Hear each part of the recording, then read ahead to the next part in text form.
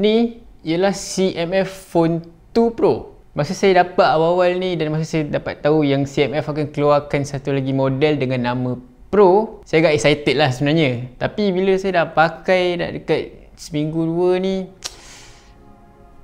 saya agak tanya lah kenapa dia pakai nama Pro.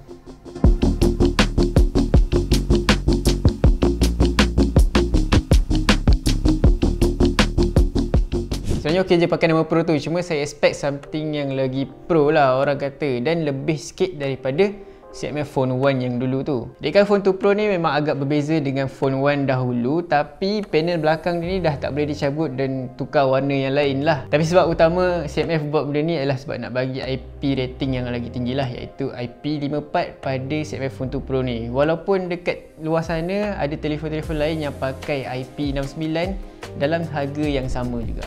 Cuma dia masih lagi ada skru-skru ni yang korang boleh lekatkan satu panel special yang korang boleh tambah lens extra. Cuma semua aksesori tu tak ditawarkan dekat pasaran Malaysia, yang agak rugilah bagi saya.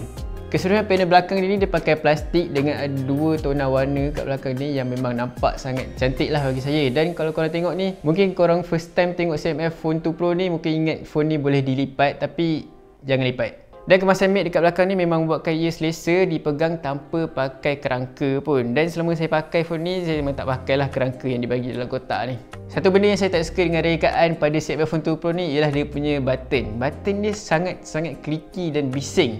Dia buatkan feel pegang phone ni dan bila pakai phone ni rasa murah sikit.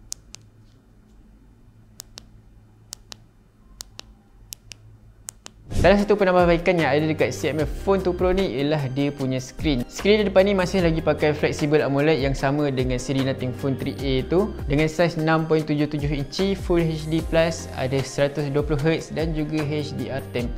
Dia punya tahap kecerahan pun dah meningkat naik kepada 3000 nits, jadi korang tak ada masalah lah nak guna phone ni dekat bawah cahaya matahari. Dan dari segi perlindungan skrin pula, dia pakai Panda Glass. Saya tak tahu macam mana ketahanan Panda Glass ni, tapi setakat saya pakai ni okey lagi lah, jatuh sikit-sikit tu tak ada masalah pun. Skrin dia ni memang sangat okey lah untuk harga dia ni. Warna yang dihasilkan pun nampak cantik, sebab dia pakai AMOLED kan, mestilah nampak cantik. Kalau dibandingkan dengan CMF Phone 1 dulu, beza yang ada dekat skrin dia ni dah nipis. Cuma untuk setengah orang masih lagi tebal lah, dan saya pun anggap beza dia ni agak tebal sikit. Cuma bila dah lama-lama pakai tu, saya dah rasa lali lah dengan dia punya bezel depan ni.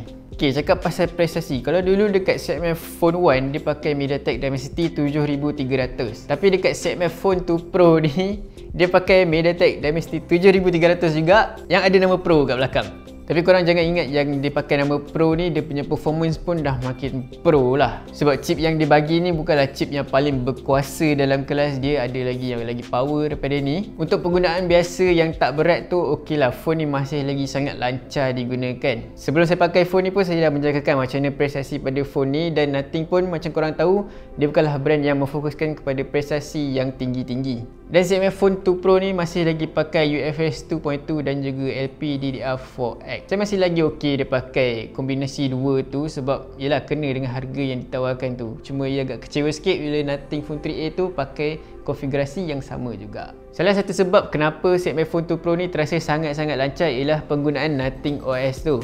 Dan dekat CMF Phone 2 Pro ni dia pakai Nothing OS 3.2 yang pertama dari Nothing. Tapi sejarah dasarnya lah, Nothing OS 3.2 ni tak adalah beza sangat dengan Nothing OS 3.0 dan 3.1 yang ada dekat siri Nothing Phone tu. Dia masih lagi bagi pengalaman seperti stok Android dengan pelbagai customasi yang korang boleh buat lah. Dari segi sokongan memang ni kena bagi pujian dekat CMF, sebab dia bagi 3 tahun untuk sokongan Android dan juga 6 tahun tampalan security. So korang boleh pakai phone ni sampai Android 18 nanti. Ok, kan saya cakap tadi dekat CMF Phone 2 Pro pun dah ada essential key dan korang boleh pakai essential space tu.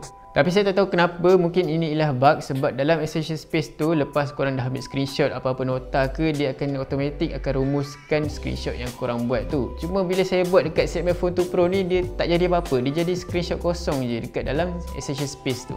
Macam korang tengok dekat belakang ni dah ada 3 tetapan kamera yang berbeza. Satu ialah 50 megapiksel f1.8, lepas tu ada kamera telephoto f1.8 50MP juga, dan satu lagi ialah kamera ultra lebar 8MP.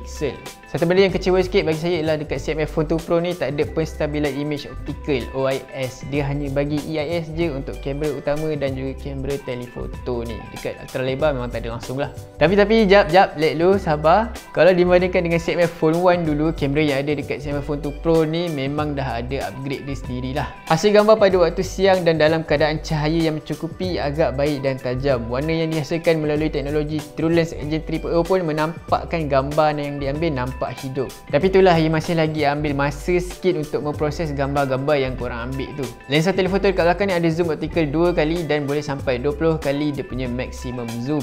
Untuk dapatkan hasil gambar yang baik, korang pakai saja antara 2 kali zoom hingga 5 kali. Lebih pada tu dia masih lagi okey, cuma korang nampak lah kualiti dia dah makin jatuh. Dan lupakan je lah ambil gambar pakai 20 kali zoom maksimum tu. Macam saya cakap tadi, kamera dekat CMF Phone 2 Pro ni tak ada langsung OIS, dia hanya pakai EIS je. Dia masih lagi okey, gambar malam tu nampak masih lagi boleh pakai untuk social media dan sebagainya. Cuma itulah, kalau dia bagi lagi OIS tu memang dah cukup terbaik dah sebenarnya. Secara keseluruhan, kamera pada CMF Phone 2 Pro ni memang ada peningkatan berbanding CMF Phone 1 dulu. Namun sejujurnya bila saya pakai CMF Phone 2 Pro ni, bahagian kamera dia ni saya terasa macam saya pakai Nothing Phone 3A yang dulu. Cuma dia versi yang dah diturunkan taraf. Dia dah downgrade sikit. Bateri yang ada dekat CMF Phone 2 Pro ni masih lagi sama dengan CMF Phone 1 yang dulu tu, berkapasiti 5000 mAh dan dengan pengecasan pantas 33W. Masih lagi sama juga dengan CMF Phone 1 tu. Saya tak ada masalah pun dengan kapasiti bateri yang sama dengan CMF Phone 1 dulu tu. Korang masih lagi boleh dapat pakai phone ni dalam 6 ke 7 jam sehari. Cuma saya ada masalah dengan dia punya pengecasan tu, 33W. Sebabkan harga dia dah meningkat, at least bolehlah dibagi 45W sama macam Nothing Phone 2A tu. Dan masa pengecasan untuk phone ni pun ambil masa agak lama sikit. Sebab nak mengecas daripada 30% ke 100% macam tu pun ambil masa dekat dalam 45 minit macam tu lah. Mungkin terubat jugalah kecewa saya ni kalau CMF bagi pengecasan dalam kotak sama dengan pasaran dekat India tu. Satu penambahbaikan yang CMF bagi dekat Phone 2 Pro ni ialah ciri NFC. Dekat Phone 1 dulu tak ada, jadi sekarang korang dah boleh pakai lah. Nak pakai untuk Google Pay ke, untuk top up Touch 'n Go ke, dan macam-macam lagi lah dengan fungsi NFC ni. Satu benda yang tak best dekat CMF Phone 2 Pro ni ialah dia punya speaker kat belakang ni. Speaker yang dia bagi ialah speaker jenis mono, dekat bawah ni je yang akan bunyi, dekat atas ni tak ada bunyi langsung. Saya okey lagi kalau dia pakai speaker mono, tapi bunyi yang dia bagi tu okey. Cuma bunyi yang dihasilkan dekat speaker dia ni memang sangat-sangat teruk. Dan bila korang dengar lagu tu, untuk saya, lagu yang korang dengar tu macam tak ada feel. Dan dekat CMF Phone 2 Pro ni dia sokong audio sampai 150%, tapi tak yalah korang pakai benda tu sebab dia kuat. Dia kuat je. Itu je, dia kuat je.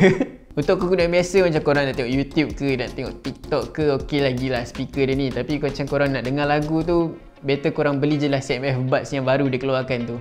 Okey, secara kesimpulannya, adakah CMF Phone 2 Pro ni masih lagi berbaloi untuk dimiliki?